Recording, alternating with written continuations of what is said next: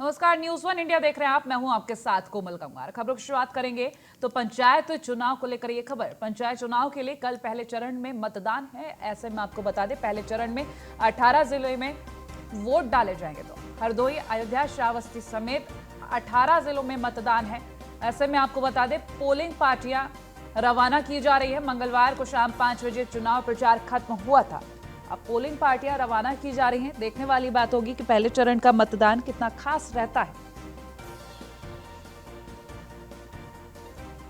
और जो लंबे वक्त का इंतजार था वो कहीं ना कहीं अब खत्म होता नजर आ रहा है।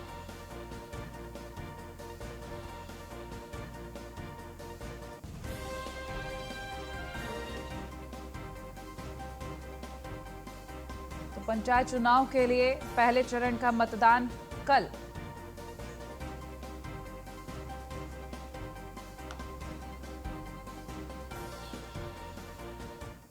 और सीधा लिए चलते हैं आपको, Baspa supremo Mayawati press conference कर रही हैं।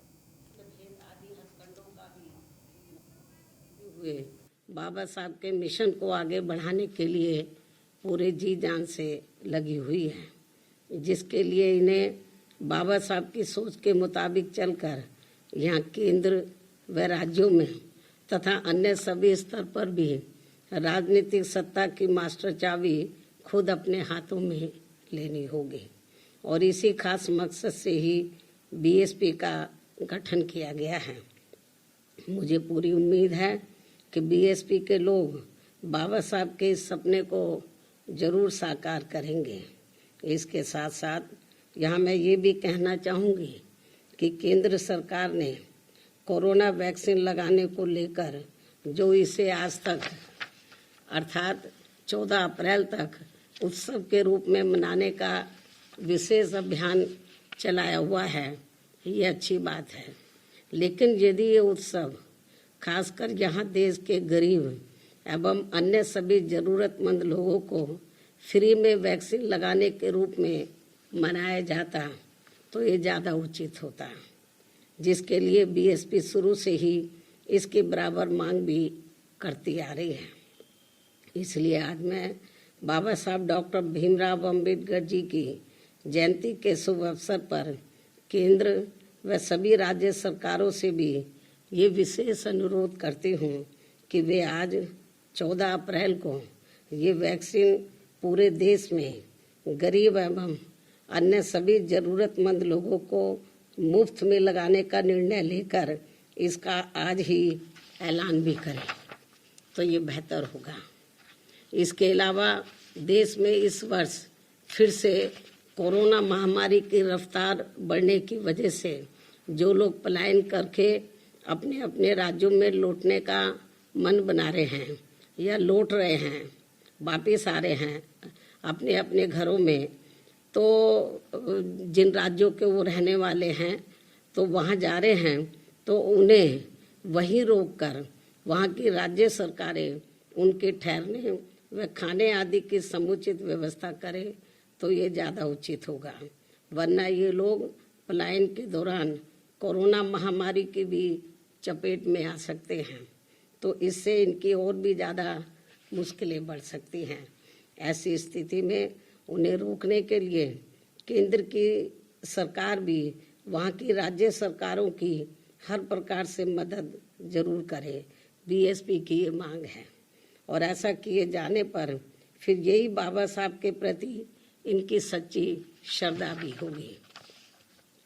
इन कुछ खास अनुरोधों के साथ ही अब मैं पुनः बाबा साहब को अपने हार्दिक श्रद्धा सुमन अर्पित करते हुए अपनी बात यही समाप्त करती हूँ। लेकिन बाबा साहब व इनके सम्मान में यूपी में बीएसपी की रही सरकार द्वारा किए गए अनेकों ऐतिहासिक व महत्वपूर्ण कार्यों के संबंध में तथा अन्य और जरूरी मामलों में भी विस्तार से जानकारी प्रेस नोट के जरिए दे दी जाएगी, ताकि उनसे खासकर हमारी युवा व नई पीढ़ी प्रेरित होकर तो इनकी मूवमेंट को आगे बढ़ाने में अपना योगदान देती रहे। क्योंकि यदि मैं इसको लेकर विस्तार से अपनी बात रखती हूँ तो काफ़ी समय लग जाएगा, तो जो मैं बात अभी नहीं कह पा रही तो वो प्रेस नोट के जरिए पूरे देशवासियों को और मीडिया के माध्यम से पूरे देशवासियों तक और खास तक युवा पीढ़ी तक मेरी बात जरूर पहुंच जाएगी। अब मैं अपनी बात को यही विराम देती हूं। धन्यवाद। जय भीम व जय भारत।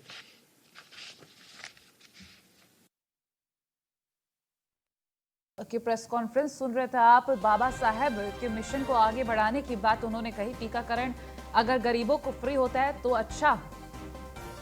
आज अंबेडकर जयंती के अवसर पर बसपा सुप्रीमो की ये प्रेस कॉन्फ्रेंस बेहद खास, और उन्होंने अपने प्रेस कॉन्फ्रेंस के जरिए साफ कहा कि मिशन को आगे बढ़ा रही है पार्टी और आज का दिन हमारे लिए खास है। टीकाकरण यदि गरीबों के लिए मुफ्त में हो तो बेहद अच्छा रहेगा। तो बाबा साहेब के मिशन को आगे बढ़ा रही है पार्टी, और उन्होंने साथ ही ये भी कहा कि एक प्रेस नोट जारी किया जाएगा।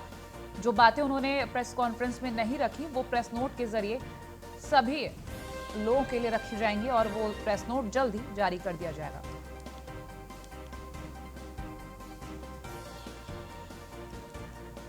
तो बता दें, अंबेडकर जयंती के अवसर पर सपा, बसपा, बीजेपी की तरफ से अलग अलग कार्यक्रम आयोजित। बसपा की तरफ से प्रेस कॉन्फ्रेंस आयोजित की गई, सपा की तरफ से दलित दिवाली मनाई जाएगी और बीजेपी की तरफ से बात करें तो समरसता दिवस मनाया जाएगा।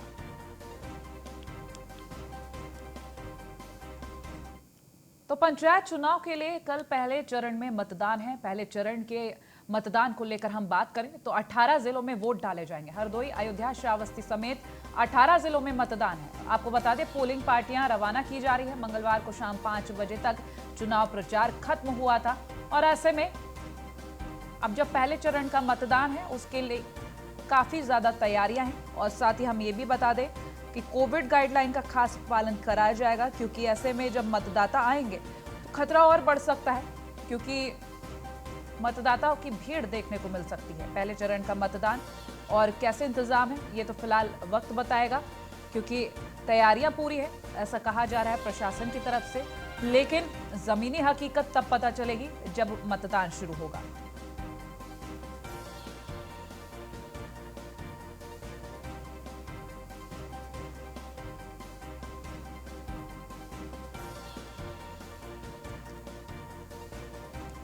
पंचायत चुनाव के लिए कल पहले चरण में मतदान है। 18 जिलों में वोट डाले जाएंगे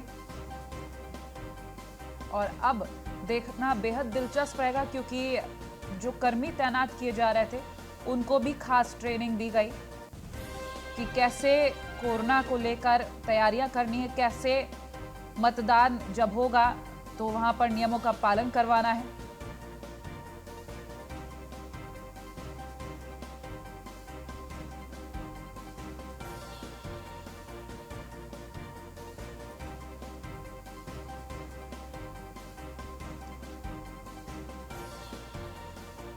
पंचायत चुनाव के लिए मतदान है पहले चरण में और उसी को लेकर हम आपको ये भी लगातार बताते रहे हैं कि तैयारियां कैसी चल रही हैं। पल पल की अपडेट्स हमने आप तक पहुंचाई हैं।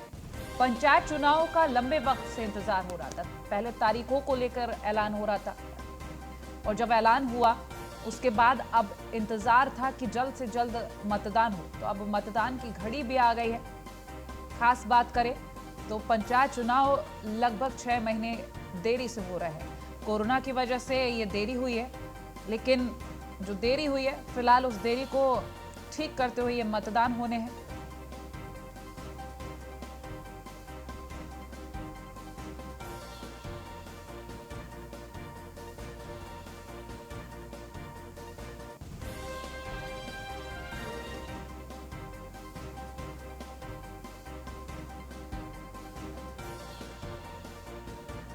तो 18 जिलों में वोट डाले जाएंगे और पहले चरण में जो मतदान है उसको लेकर कड़े इंतजाम किए गए हैं। हालांकि आपको हम ये भी बता दें, लगातार कोरोना के आंकड़े बढ़ रहे हैं। इस बीच जब मतदान होगा तो तस्वीरें कैसी रहेंगी ये हम आप तक पहुंचाएंगे, लेकिन उम्मीद की जा रही है कि कोविड गाइडलाइन का खास ख्याल रखा जाएगा। हालांकि नामांकन के दौरान की तस्वीरें जब सामने आई तो कई जगह ऐसा देखा गया कि कोविड गाइडलाइन की धज्जियां उड़ी, लेकिन इस बार ऐसा कुछ ना हो, इसका खास ख्याल रखा जाएगा।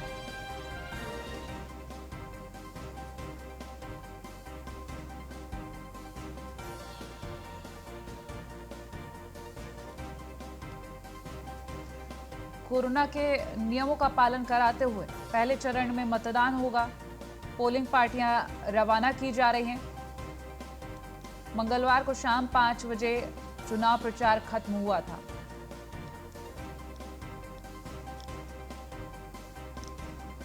तो 18 जिलों में हरदोई, श्रावस्ती समेत 18 जिलों में पहले चरण में मतदान हो रहा है कल। तो अलग उत्साह देखा जा रहा है। खास तौर पर हम बात करें, प्रत्याशियों में एक लंबा इंतजार था, वो कहीं ना कहीं खत्म होता नजर आएगा जब ये मतदान शुरू हो रहा है। और अब एक असमंजस भी बनेगा क्योंकि मतदान होगा और प्रत्याशियों की किस्मत तय होगी। चारों चरण के जब मतदान हो जाएंगे उसके बाद प्रत्याशियों की किस्मत का फैसला लिया जाएगा।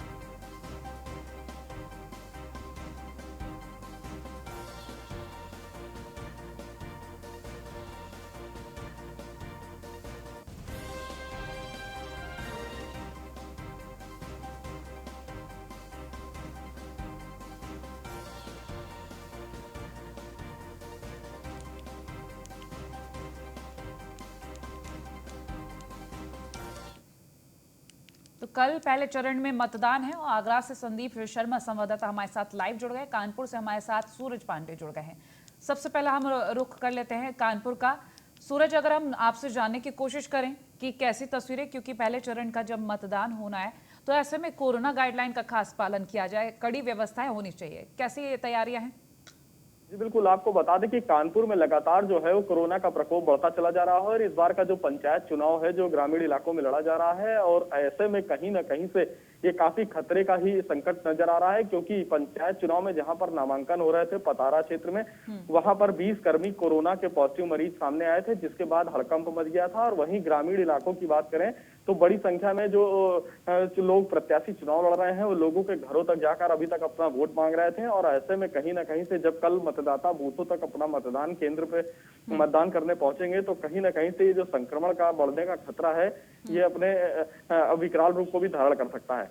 हम इस समय कानपुर के बिदनू थाना क्षेत्र इलाके के फतेहपुर गोही गांव में मौजूद हैं, जहां पर यहाँ की बात करें तो 59 पंचायत चुनाव पर यहाँ पर कल मतदान होना है, जिसकी तैयारियां पूरी कर ली गई हैं। 10 केंद्रों से ईवीएम वितरण करना का कार्यक्रम शुरू हो चुका है। जिन लोगों को भी चुनाव में ड्यूटी जिनकी लगाई गई है उनको समय पर पहुंचने के लिए निर्देशित भी किया गया था, जिसके बाद अब यहाँ पर अभी आपको दिखा दें कि एक हमारे सामने केंद्र मौजूद है जहाँ पर हम खड़े हुए हैं। यहाँ पर कल मतदाता जो है ग्रामीण यहाँ पर मतदान करने के लिए आएंगे। अभी मतदान केंद्र को ताला लगाकर अभी बंद किया गया है, किसी भी प्रकार की कोई अंदर प्रवेश ना कर सके, इसका भी पूरी तरीके से ध्यान रखा जा रहा है। जी ठीक है, बने रहिए आप हमारे साथ। अब हम रुख कर लेते हैं हमारे साथ जिस तरीके से हर जिले की तस्वीरें आप तक पहुंचा रहे हैं संदीप आगरा से हमारे साथ जुड़े हुए हैं। संदीप, अगर हम आगरा की बात करें, आगरा में कैसी तैयारियां हैं? बिल्कुल, देखिए मैं बता दूं कि यहाँ कल 15 अप्रैल को मतदान हो रहा है और पूरा ही जो एक प्रधानी और जो त्रिस्तरीय पंचायत चुनाव का जो मतदान होता है, ये अपने आप में बड़ा ही ऐतिहासिक होता है, क्योंकि जितनी भी जो रंजिश है वो भी देहात से ही पनपती है और जितना भी मतदान केंद्रों पर बवाल होता है वो देहात में ही देखा जाता है। पूर्व में भी आगरा के देहातों में कई बवाल हुए हैं, जिसको लेकर प्रशासन ने कई मतदान केंद्रों को संवेदनशील और असंवेदनशील घोषित किया है। वहीं जो आगरा जिला है उसको 15 सुपर जोनों में बांटा गया है। बुधवार को मतलब कि आज जो मतदान केंद्रों पर है फौज को पूरी तरह से रवाना हो जाएगी। पुलिस लगातार खुरापाती है, जिनको चिन्हित कर पाबंदी की कार्रवाई कर रही है। इसके बावजूद भी जो वारंटी है उनको गिरफ्तार भी करने का अभियान पुलिस द्वारा चलाया जा रहा है। जो अन्य जिलों से जो फोर्स पर्याप्त मात्रा में यहाँ आगरा में बुलाया जा रहा है, क्योंकि प्रशासन नहीं चाहता कि कोई किसी प्रकार की कोई चूक करे। वहीं जो 15 सुपर जोन में जिले को बांटा गया है, जिसके जोन प्रभारी एसडीएम और सीओ को बनाया गया है, तो इसकी मॉनिटरिंग करेंगे। मतदान केंद्रों पर पुलिस और पीएससी की ड्यूटी लगाई गई है। वहीं जो असंवेदनशील केंद्र है उन पर सेंट्रल पैरा मिलिट्री भी मौजूद की गई है। वहीं जिले में एक कलेक्टर मोबाइल का गठन भी किया है, जो मतदान केंद्रों का लगातार भ्रमण करती रहेगी। पर्याप्त संख्या में फोर्स की ड्यूटी लगाई गई है।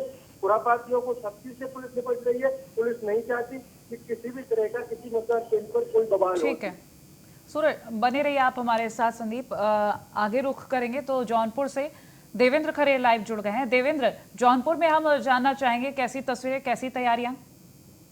आपको बता दें कि कल होने वाले मतदान को लेकर पूरी तरह से चुनाव प्रचार पूरी तरह से बंद हो गया है और यहाँ पर पूरी तरह से तैयारी कर ली गई। लेकिन अभी कुछ देर बाद यहाँ पर पोलिंग पार्टियां मतदेय स्थल पर रवाना होंगी और 1798 मतदान स्थल है और अति संवेदनशील 358 है। इस समय उसी बूथ पे खड़े हैं सिकरार ब्लॉक के अति संवेदनशील प्लस पे, जहाँ पर काफी सावधानी के साथ यहाँ पर चुनाव होगा। जी ठीक है, चलिए, बहुत शुक्रिया। और आगरा से संदीप, आपका भी बहुत शुक्रिया तमाम जानकारी हम तक पहुंचाने के लिए।